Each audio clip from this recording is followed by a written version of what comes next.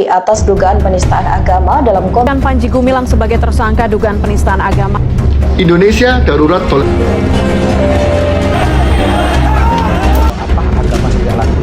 Bubaran ibadah jemaat gereja Kristen. Tadi pada minggu kemarin, Pon Heldi Agustian datang. Jangan sampai intoleransi itu ada, tetapi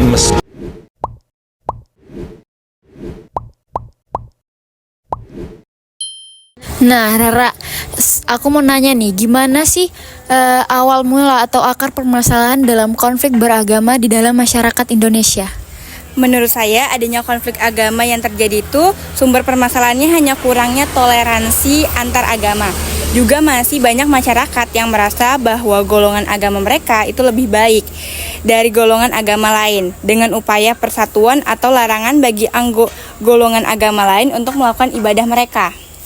Dari konflik agama yang pernah saya ketahui, akarnya adalah oknum-oknum yang memberikan doktrin kepada masyarakat. Seolah-olah mereka harus membela agama mereka mati-matian walaupun tidak adanya konflik atau masalah yang ditimbulkan oleh pihak agama lain. Masyarakat yang belum mempunyai pikiran terbuka dan belum kuat meningkatkan pentingnya toleransi dan saling menghargai akan dengan mudah seperti terbutakan.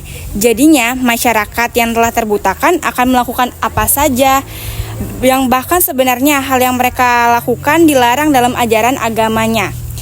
Untuk menghakimi masyarakat yang berbeda agama, diskriminasi pun tidak jarang terjadi yang dapat memicu konflik yang lebih besar. Wah, luar biasa ya, akar permasalahannya itu sangat banyak. Terima kasih, Rara. Sama-sama.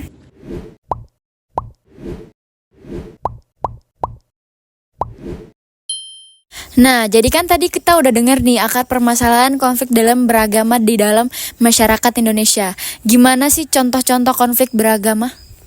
Contoh konflik agama di Indonesia itu ada konflik Poso. Konflik Poso dapat dikatakan sebagai konflik agama paling serius karena tidak dapat menemukan jalan menengah di antara kedua pihak tersebut. Konflik Poso ini terjadi di daerah Sulawesi Tengah, kota Poso. Yang kedua ada konflik Ambon.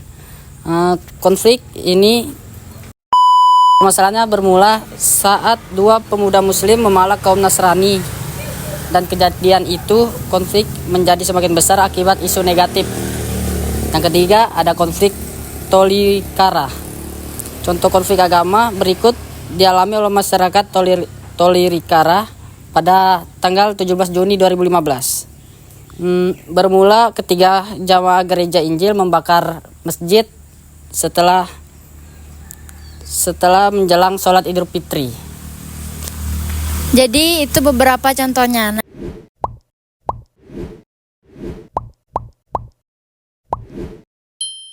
Nah, teman-teman, tadi kan kita udah membahas nih contoh konflik ya dalam beragama di dalam masyarakat Indonesia. Sekarang kita cari tahu solusi-solusi apa sih yang paling tepat untuk konflik dalam beragama di dalam masyarakat Indonesia yang akan dibahas oleh Siti.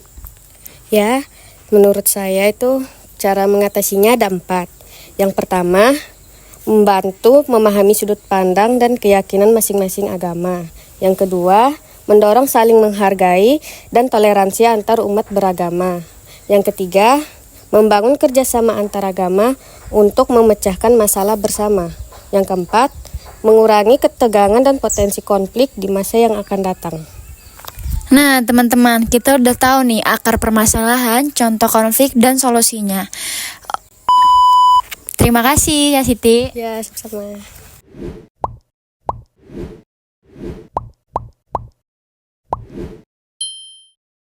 Nah, gimana sih pendapat kamu setelah kita mendengar solusi yang tadi dikasih tahu oleh Siti tentang keberagaman yang ada dalam Indonesia? Sangat efektif karena di Indonesia banyak beragam budaya, suku dan agama. Jadi kita harus memperdalam toleransi agar tidak terpecah. Wah, oke teman-teman, segitu dulu ya.